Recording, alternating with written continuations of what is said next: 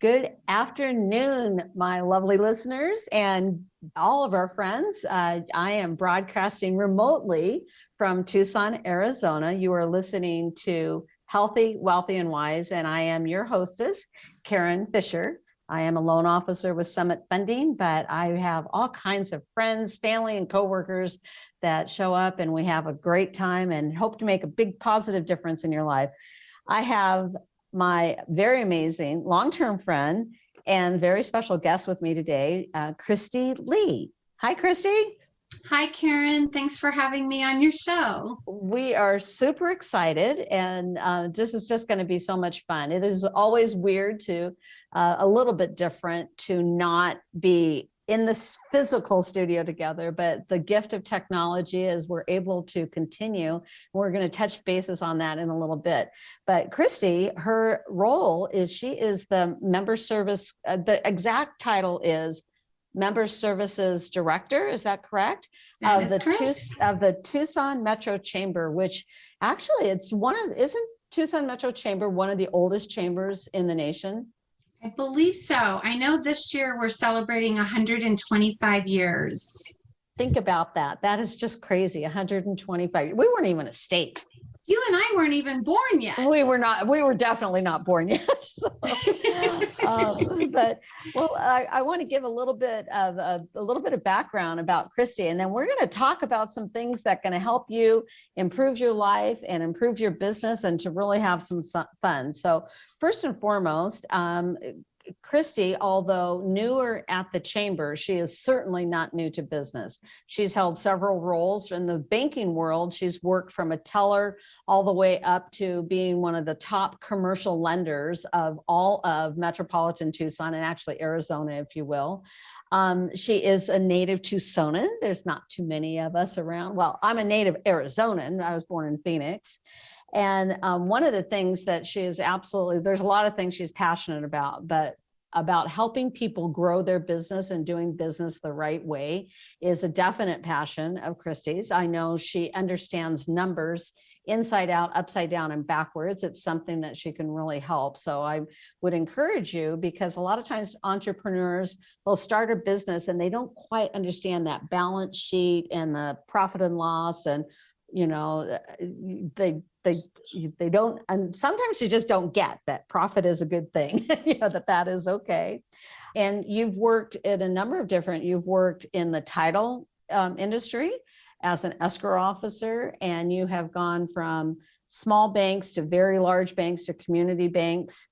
You also do a lot of nonprofit work in our community, which I'm so grateful for, one being the Good Scout Awards and also the Spina Bifida Association of Southern Arizona. And we'll touch on why those two organizations in a little bit.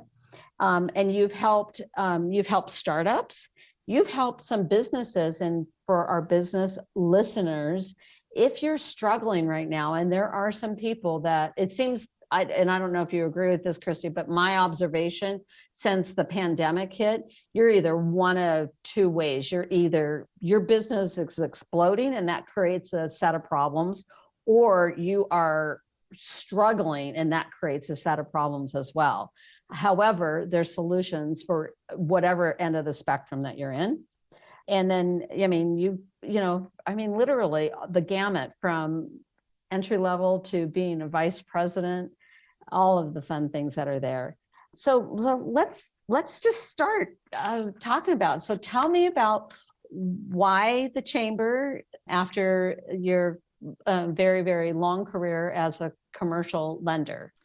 I would have to say that as a commercial lender, my true passion was really about the relationships and the connections, and to your point, the abilities to help businesses grow and find their own solutions, being that resource to them when they didn't know or didn't understand.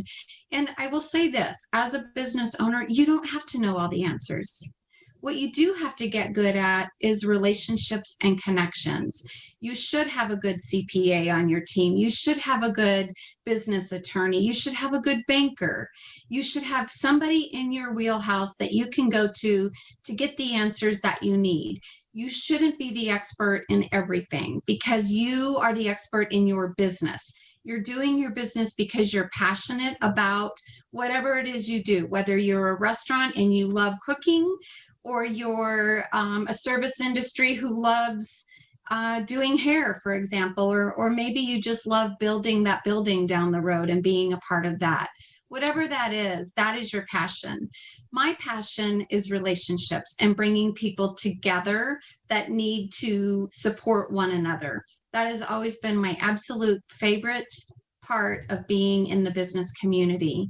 And that's really kind of what leads me into all of my volunteer work.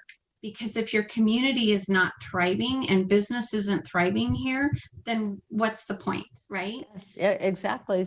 So let's talk about that. So you're the entrepreneur. I want to talk about both phases. So as the entrepreneur, and you're getting your as I like to say, your board of directors or your dream team. And it doesn't have to be somebody that is just on your payroll per se. Like if you're a small business, you're not going to have an in-house attorney. Okay.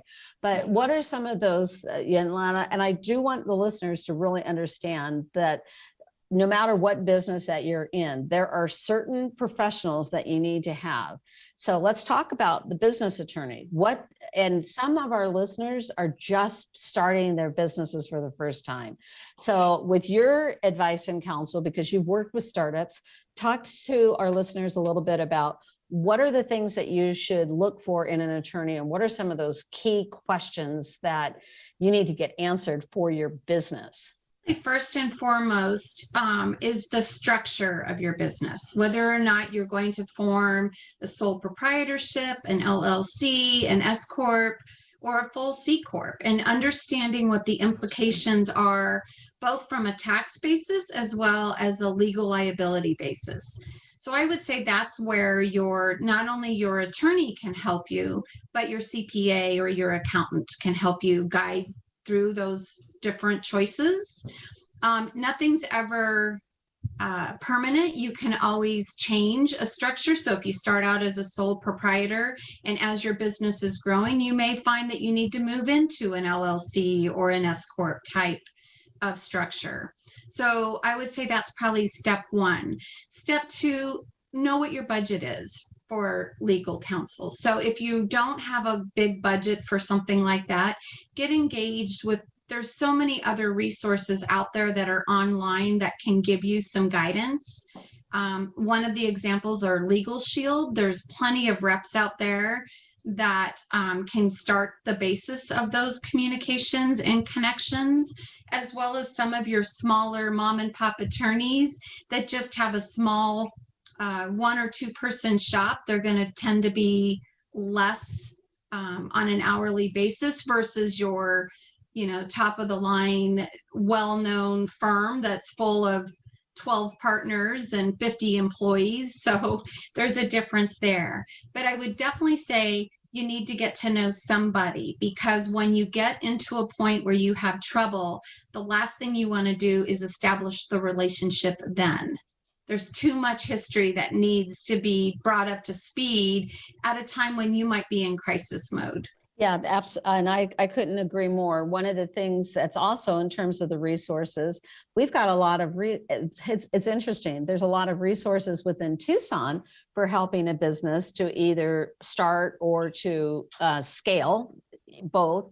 But it's interesting to me, through the Small Business Administration, there's all of these free resources that are available. But interestingly, the Small Business Administration itself, although you can go and you can talk to them, and I can put some links in there for people to do this, but the Small Business Administration and the Micro Business Advancement Center and some of those other key components, they didn't give them a budget for marketing. So there's some free resources that are available that we'll just talk about as far as the basics of properly starting a business. The other thing that I think is critical, and because definitely with the Tucson Chamber and other networking organizations, I think sometimes people, especially if they're solopreneurs, they somehow think that they have to wear all the hats and they've got to do it all themselves. And one of the biggest pieces that stops people, I find, is that they just don't ask. They just don't ask. I mean, some of our biggest business owners within Tucson, if you were to simply ask, I need some advice and counsel on this. Could I buy you lunch and would you mentor me for, can I pick your brain for an hour? This is what I'm looking to do. They are honored and happy to do that because nobody, I don't care if you are at the top of the business echelon, nobody makes it alone. You need that teamwork, and people are always, and I know, Christie, you're one of them. You would be honored to sit with somebody to say, let's talk a little bit about where you want to go and who can we connect you with. So that piece is good. Absolutely. And then the other part, as far as the community, as far as a thriving community, what are you seeing right now as far as, I find that Tucson as a whole is, and we were joking with our producer, Mark Bishop, a few minutes ago, is that instead of the 6 degrees of separation, Tucson has 2. So tell me a little bit about as far as with the relationships and things like that. I'm in a new world right now at the chamber, and I'm seeing things differently than I viewed it as a lender, where I looked at it from a financial impact and the way that banks look at things as a risk model that we look at. Banks typically look at different industries as a risk more so than another industry, just based on the nature of the way that they do their business and the timing of their cash flow and the way that their assets are on the books, and whether they have fixed assets or no assets. That's especially indicative of a service type business. But I would say in general, I think this pandemic in some ways has been good for all of us. Whether it's your family, I think families have got the abilities to spend a lot more time together than ever before, with parents working from home and kids doing education from home. Although it certainly has had its challenges, and I'm certain there's going to be some impacts that we're going to have to deal with down the road as a result of that. But I think also businesses have really come together and supported one another more so than they ever have. So, for example, the Tucson Chamber has done a huge project called Keep Tucson Cooking. Tucson I just love it. Yeah, Tucson is a culinary destination. We were the first American city to be considered a city of gastronomy. That's a huge catalyst for tourism in our own community right here. And that was through UNESCO, correct? Right. Yeah. And pre-COVID, the restaurant industry was the 3rd largest employer in the country. So you think about the impact that COVID had on the restaurant community, and what would happen if all of those restaurants had failed would have just been the biggest disaster that I think any of us could even imagine. That's not a job you can do working from home on a Zoom. Yeah, that's correct. So the Tucson Chamber has had a really great partnership with a lot of the other restaurants in Tucson. Ray Flores of El Charro Restaurants has spearheaded a committee known as Tucson Restaurant Advisory Council. And so with the collaborative effort of all of the restaurants supporting one another, it has been huge to basically keep Tucson cooking and support all those efforts. Workforce development. What are some of the things that as individuals that we can do? So as far as with the Keep Tucson Cooking, is that some of the information is on the website? How can people get involved with that? Because that's really cool. Yeah, there is information on the website. There's an actual whole dedicated area about Keep Tucson Cooking. There's even some podcasts similar to the one that you and I are doing right now that you can kind of get some information. And I think just anytime you can, whether you're ordering out takeout or you're going to the actual restaurant itself, I think the restaurants have done a great job at coming up with the protocols necessary to keep things safe for everybody to resume going back to in-restaurant dining. There's a lot of great outdoor patios in Tucson. We're fortunate to have the weather that allows that. And so I would say just to continue supporting the restaurants any way you can. Well, and one of the things that I thought has been fun is definitely also even just gift certificates. That's another thing that's been helpful to because sometimes, well, I can look at some of my own personal friends that, some things had happened with them and they were a little bit tight. And although it certainly would not be good for my waistline to go out to eat every night or something like that. It's actually a really nice thing to pay it forward by giving a friend a gift certificate to a restaurant, and especially our we want all restaurants, but I have a particular affinity for our local restaurants that Right. people that just they've worn their passion on their sleeves and roll their sleeves up, and that's what they do. It's pretty Right. awesome. Right, So absolutely right. And we've had a lot of good partners with some of our investor level members who have done something very similar to that, where they've invested into, a substantial amount of money into purchasing gift cards which that I are think, then, yeah, then they can use them to distribute how they see fit.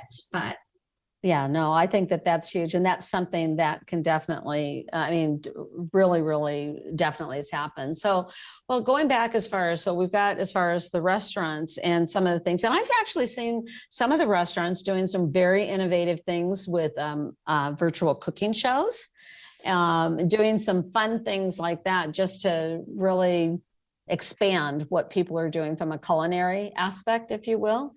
And so that's them virtual. As a loan officer myself, I'm completely virtual. As far as, yes, we've got the office is open. I'm back in my office here. But if people are coming in, we're doing temperature checks and masks and things like that.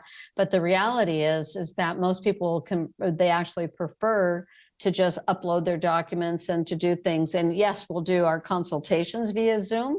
But it's seems to be helping the borrowers also to not have to drive. Just, that's a thing that even when everything is fully open, I don't necessarily see that changing.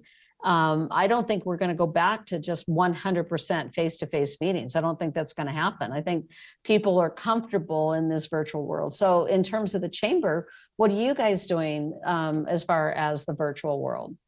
so this past year, 2020, state of the city, state of the state, those kinds of huge events, Copper Cactus Awards, those were all done virtually, and they were done very well, and we had huge success. I can basically speak to state of the state. Just given my tenure here, my short time here, I was heavily involved with that event, and it came off extremely well. Well, tell our listeners, a lot of our listeners aren't familiar with State of the State. I am, but tell our listeners what it is and what we do. Oh, State of the State is where Governor Ducey, or whoever the governor is, this is an event that has gone on for many decades, but the governor basically gives his address of kind of where Arizona's been and where we're going and what we've accomplished. Typically in an in-person world previous to COVID, that was probably filled with about 1,200 attendees, everywhere from the chief of police to the mayor to anybody you can think of, business owners, attorneys, colleges, schools, pretty much anybody that was anyone that wanted to rub elbows with somebody and needed to hear what our successes were as a state was in that room. This year we did it virtually. It was done very well. Governor Ducey and Amber Smith, our president and CEO, did a fireside chat. So they had, kind of a Q&A together on questions that were brought up ahead of time from some of our investor level members. And they were very well addressed. Just the whole demeanor and the way that the program ran was very seamless and tastefully done. It went, I think the total amount of time was 40 minutes. So now, as the person attending, you're not in the traffic getting there, finding parking, finding out where you're going, mingling, sitting through an hour and a half lunch, now getting back in your car, driving back to your office. In 40 minutes, you got the gist of what was going on. That being said, I can tell you that our membership truly values that in-person rubbing of the elbow connection, and they miss that. And we're hoping to get back to that. So our next big event will be the Copper Cactus Awards, which is October 1st, and it will be an in-person event. Oh, that's exciting. Where is it going to be held? We're still working out those details. Oh, the details. So, okay, yeah, good. Yeah, but yeah, so I think we're moving towards an in-person. We recently did a survey, and it was very interesting. 50% of those that participated in the survey said, yes, we are ready to be back in an in-person environment. 20% said, no, thank you, I prefer to stay virtual. And 30% said, I prefer a hybrid. So that is kind of been the barometer that we're going to use moving forward. We will start to have in-person mixers. Pretty much everything that we are going to be doing will be in person at this point going forward. Of course, assuming nothing else, comes along and changes there. But we will continue to also have virtual meetings. So to your point, Karen, there's still some of those meetings. We have one that just is probably ending right now, our interface with Katie Hobbs. So that would have been a Zoom type presentation. And I think those kinds of things will continue to be. It's a way to get some of your harder to reach public officials when they have such a tight calendar. They can squeeze in a Zoom meeting much easier than driving down to Tucson and coming to, a room of 25 or 30 people to present to. So with you, I think there will be benefits to a virtual world going forward. I think it makes business efficient, but I also think there is a place for in-person events and that connections and to develop those relationships. That handshake goes a long ways. It absolutely does. And I was talking to a friend of mine, actually a mutual friend, Lauren Smith Clace. Yes. We were talking about how we miss the in-person event because the 2D just isn't the same. You've missed some of the little nuances, and although technology has certainly like light years improved, right? There's still a slight delay. There's still sometimes technical or audio or different problems that can occur. So it can be really, really interesting. But that's cool that I'm saying, I'm involved with two really major networking groups. One is BNI, specifically my chapter is the Copper Connections chapter. But BNI is an international organization, and imagine, when the world shut down, within a 2-week time frame, they literally moved over 8,000 members. No, 8,000 chapters. It's not even members. Good God, chapters worldwide online. It was a feat, something else. And then even and then eWomen Network, which I know that that I've been involved with eWomen Network for a number of years, over a decade now. eWomen Network also went virtual, but they're doing some things. They're starting to do some things in person, very, very small group. They do an event, 2 events per month. One is an accelerated networking event, and that is virtual right now because there's guests that are coming from all over the world. We've had people from Australia, from England, from Canada, from, just all over the world joining the accelerated networking online events. And then the other event that they do is called a strategic business introduction. And that is a very, very small mastermind. And they just started their in-person events. But that is, there's never more. There's between 6, the very, very max that would ever be in that room is 12. And it's quite spread out and things like that. So it's interesting that we're going to start. I think we're going to see, it's not a and or, either or, I should say. I think it's like we do in-person events and virtual events. And I think that's going to be going forward for business for a long, long time. So I would agree. Yeah. So specifically, and then I just want to let you know, we are at the top of the half hour, if you will. I just want to remind our listeners that you are listening to Healthy, Wealthy, and Wise, broadcasting remotely. We are on the on Business RadioX Tucson. And I just want to let you know that I am Karen Fisher with Summit Funding, and I have my special guest and dear friend, Christie Lee from the Tucson Metro Chamber on the line at the same time. So let's talk about some other fun things, talking more about the chamber. So I want to let listeners know, I have a very special affinity for the chamber. Part of it is my mother, God rest her soul. On Monday, it's 17 years ago that she passed away. She had been the membership director for the Carlsbad, California Chamber of Commerce, and then she had technically retired. So then she was working for the Vista, Oceanside, and Carlsbad Chambers of Commerce, all three of them. And so I watched what she was able to do and how, I mean, it was like, literally, we'd be in Carlsbad, California, walking down by the beach or the restaurants and stuff like that. And it's like, hi, Jan, hi, Jan, hi, Jan, you know, with everything. So I know some of the things that the chamber can do, but please share with our listeners some of the things that the chambers can do, because sometimes people think the Chamber of Commerce is only for big business. Other people think it's only for small, and they don't realize it's for all of the above. So talk about some of the other fun things they do. It really is. First, it was founded here in Tucson in 1896. And it represents over 1,500 businesses who employ over 160,000 employees in the Tucson and Pima County area. We have a diverse group of our board of directors that not only support our missions, but they are very much a representation of what our mission is all about. And so I would say one of our biggest tasks that we are very involved with is the whole workforce development and talent attraction. That is one of the biggest issues when a large corporation is considering a move to Tucson, or maybe they're considering Salt Lake City, or maybe they're considering another small city size similar to Tucson. One of the things that they want to know is there going to be people there to hire? And that's always been a challenge on many different levels. And we could sit there and debate about a lot of different reasons as to why.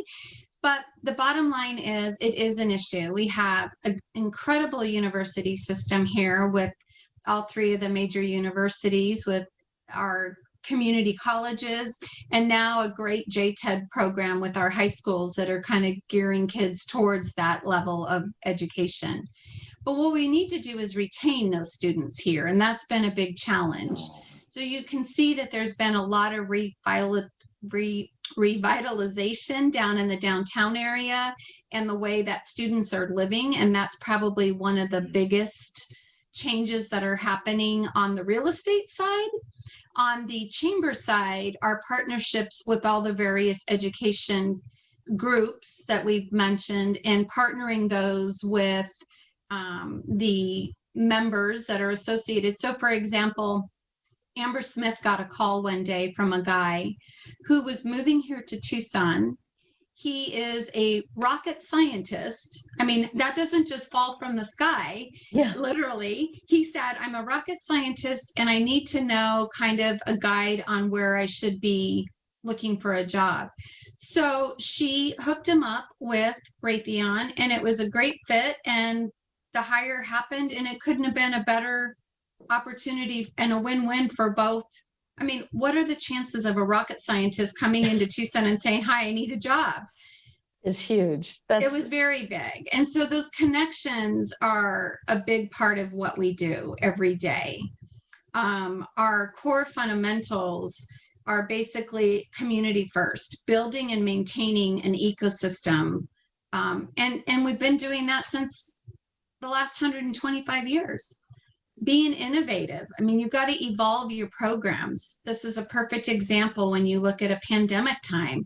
We had to learn how to quickly toggle between when it's time to cut it off and be a virtual event versus, okay, now it's time to gear up and be an in-person event, but also recognize that at any given moment, we might have to toggle back to virtual within a few weeks notice. Yes, So, and that toggling is definitely that's really what it is. That's right, absolutely. And being that visionary, making Tucson the destination for businesses, right? That's our ultimate goal, to grow our community and keep it thriving.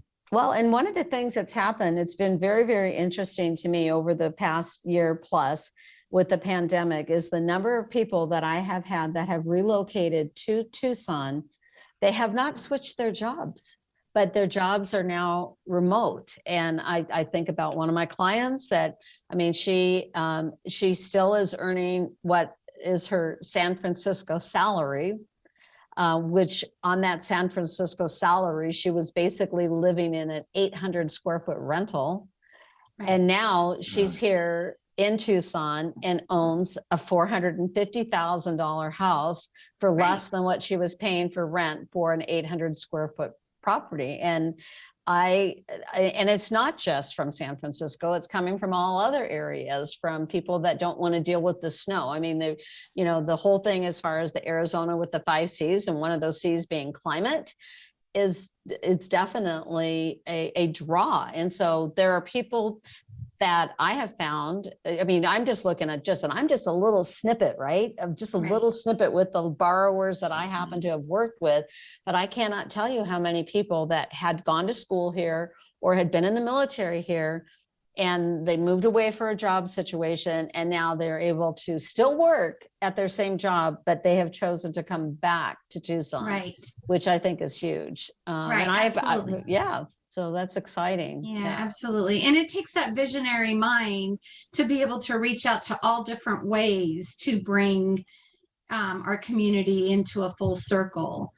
Being influential. I can't speak high enough about Amber Smith and our Vice President, Michael Guyman, who have been so instrumental in our lobbying efforts and public policy and getting businesses close to those public officials to help make a difference in business models across the board. Whatever the issue is, whether it's a tax base or I can't get the permit through the process to get my building built. If you're having those kinds of issues, being with the chamber, it's one phone call. And with those connections and those relationships that Amber and Michael have with our public officials, things are getting done. And that has been kind of fun to sit back and watch progress happen just because of a relationship. But I think it's really important to see how many people are doing some very, very fun and collaborative efforts that you've alluded to. So what are some of the challenges that you guys have overcome? Like, give me an example of some of the things that you've overcome being part of the chamber. I think our biggest challenge has been not able to have the in-person events, because the majority of our membership is your basic membership member that wants nothing but those connections. They want to go to the mixers or the coffee chat. They want me to set up the lunch, to get Karen for you to get to know a realtor, for example. They want those in-person connections, and we've not been able to handle that. We've been able to do them by Zoom. And I think initially Zoom was our best friend in the whole wide world. But now our challenge is that people are Zoomed out. Yeah. And that's probably been our biggest challenge. Taking the chance and hosting a mixer or starting the process to plan a huge event as an in-person event, that's a huge chance that we're taking. And we really just need our membership base to stay with us and stay members. We've had a great program with our investor level members. We've started a program called Business Supporting Business, where the investor level is donating funds into a fund that allows us to help the small mom and pop or the startup company afford their memberships. So, that's awesome.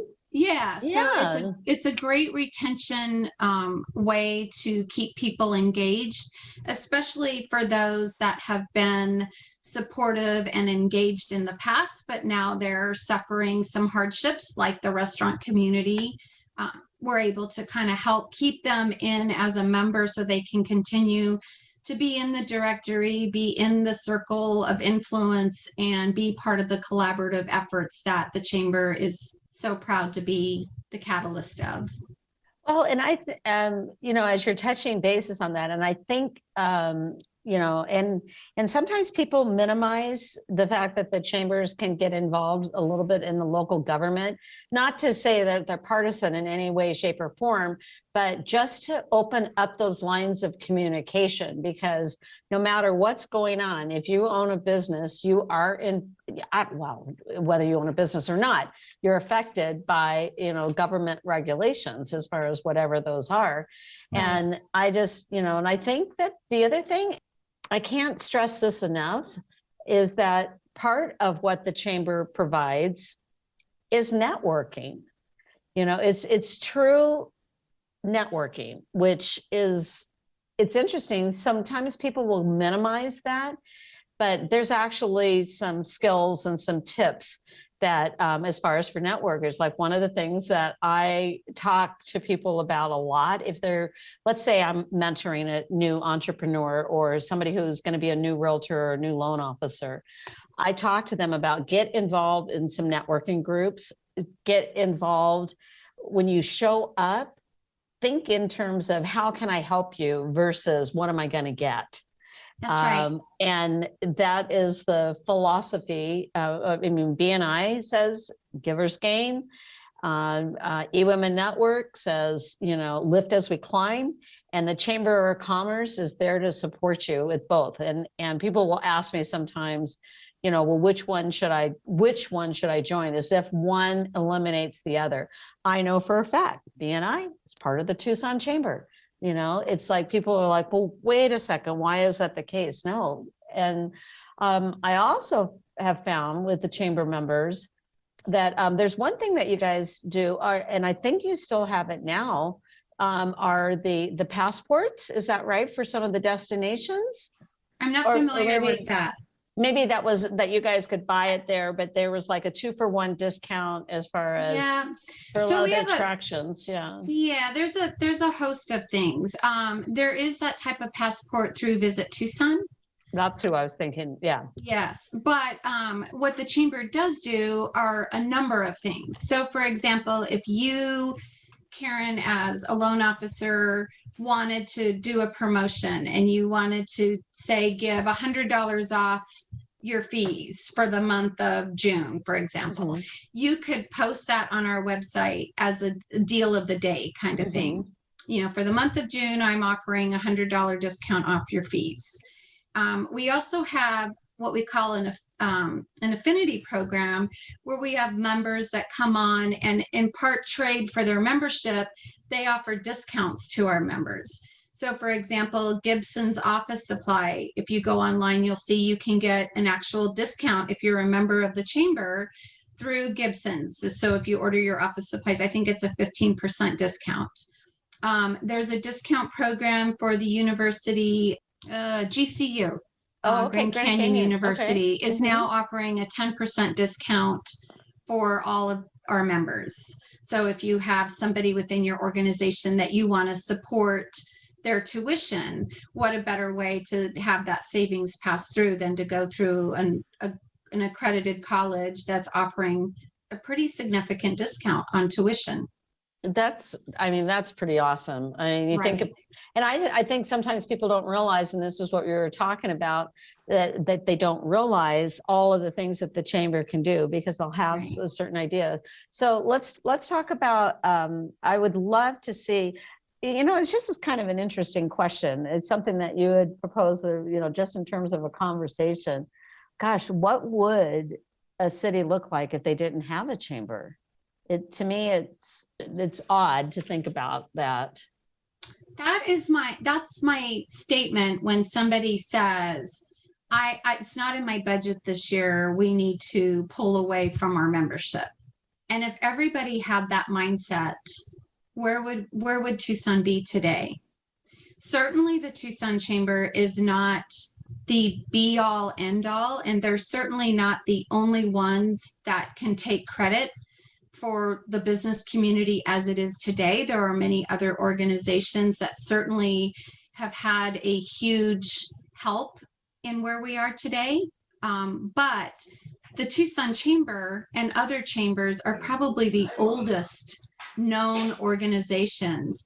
And I want to read something from, I have an old 1962 Tucson directory. Oh, And it was interesting because when I opened up the inside cover, the Tucson Chamber is the advertisement on the front cover of this directory.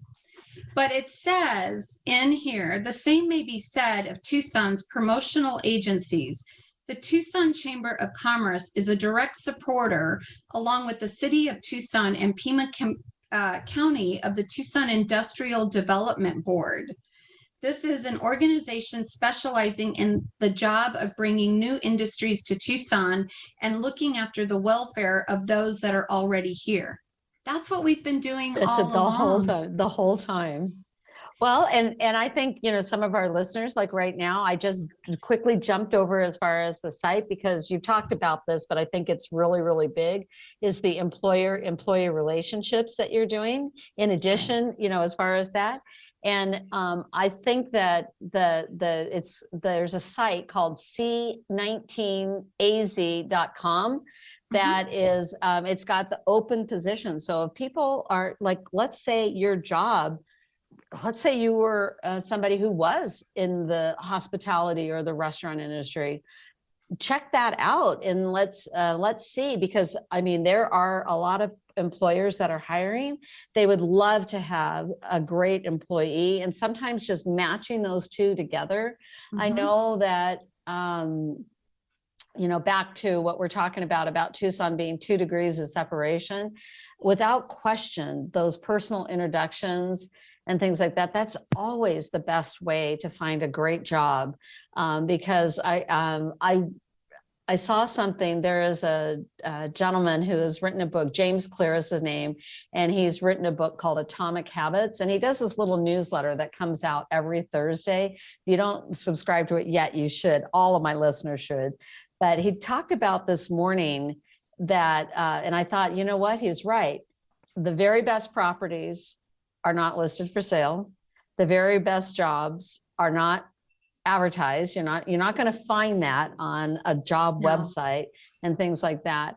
But the importance of asking those questions, of asking, you know, who do you know? For employers, I talk to a lot of employers. I know of several employers that are hiring. They don't want to just put an ad out there because they don't want to be flooded with the task of sorting people that it's not a great fit. But that's right. Great employers are always hiring. They're always doing something, which is really, really cool. So, you know, I love that, you know, last year and spilling over to this year was just a seismic shift in everything. And I know a lot of people have struggled. I will be honest with you that I was one, and I'm telling my listeners this, I was one of those people that I'm like, I'm fine. What I was really saying is that I'm grateful that the devastation in my family is not as great as some of the things that I see that's happened to you, because I've had friends whose parents have passed away. I've had people that have been hospitalized from COVID for a long, long period of time and things like that. But what was interesting to me, and I didn't really recognize it until about a month ago, somebody brought it up. They said, you know what, you still were affected. You were affected because what happened for me, my business, I mean, the wheels fell off the bus. There's so much volume, and you can't just all of a sudden say, poof, you're an underwriter or you're a loan officer, or you're a processor. It takes years of work. And if you're an underwriter, it takes certifications and years of work to be able to even be an underwriter, right? Right.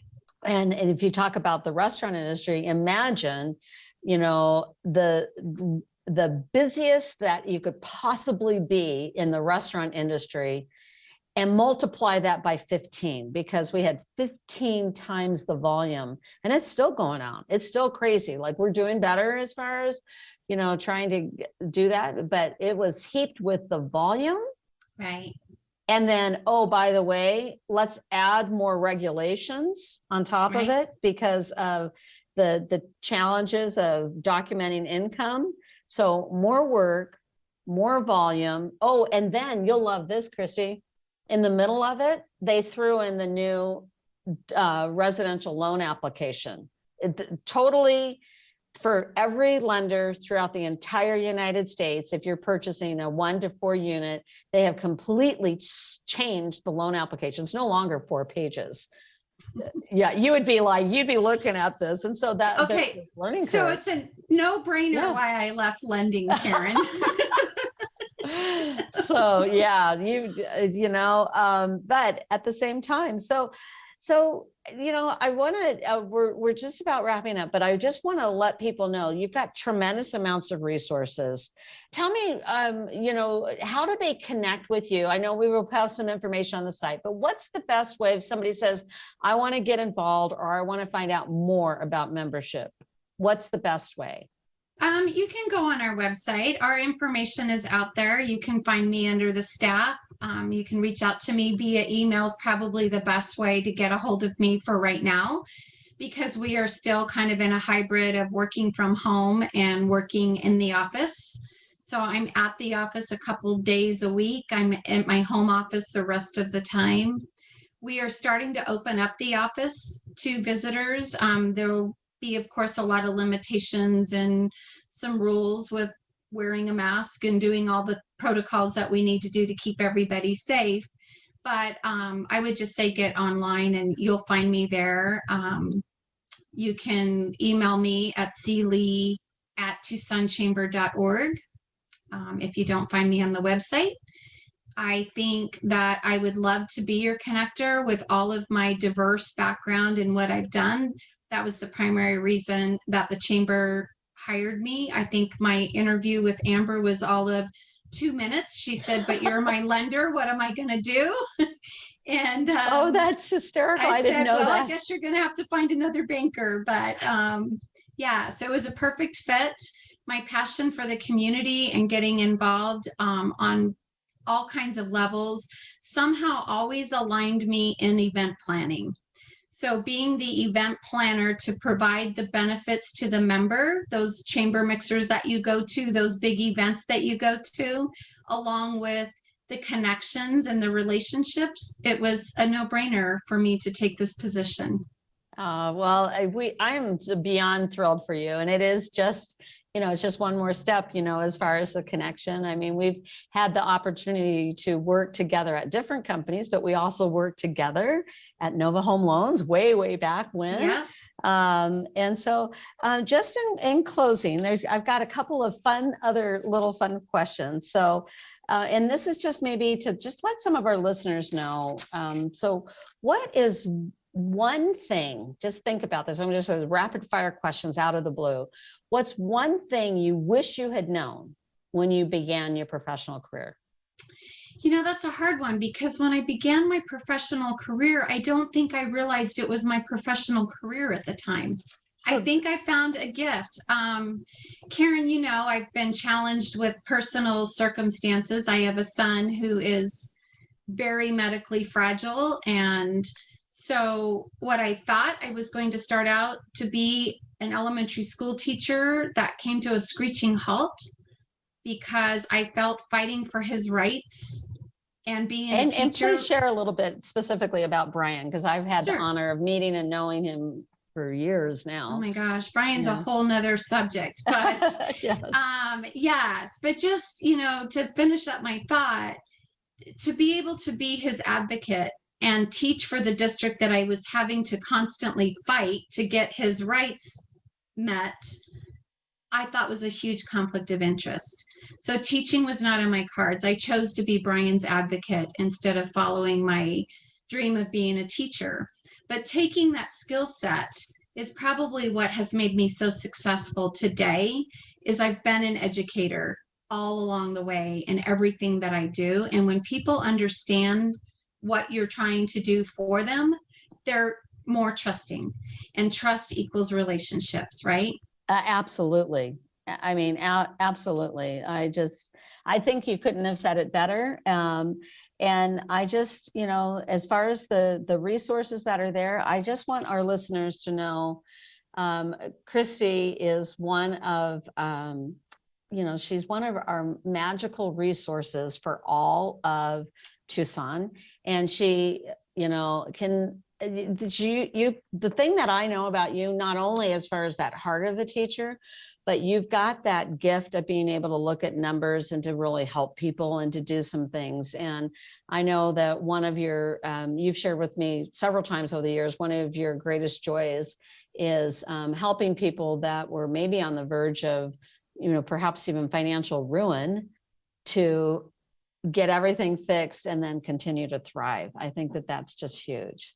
So well, I will close with, I learned a very great statement that I have lived by in business that I learned actually from you. Oh, okay. And you said to your customers long ago, and I'm guessing you still do it, whenever you have to decline a loan, your words were, it's never a no, it's just a not right now. But let me tell you how we're going to get you there. And that mindset, and I do say that, yes. Yeah, that mindset carried forward with everything that I do. Oh, well, thank you very much. Well, listeners, this has been Christie. This is an hour. You and I could sit and talk for 4 or 5 hours with the blink of an eye, right? As far as that. Right. But I just want to thank everyone. Thank you so much for all that you're doing. We are incredibly lucky to have you. I hope the membership just absolutely explodes, which I think it should, and it would. And I just want to thank all of our listeners, and thank you once again. In closing, I am Karen Fisher, Senior Loan Officer with Summit Funding, and you have been listening to this month's episode of Healthy, Wealthy, and Wise.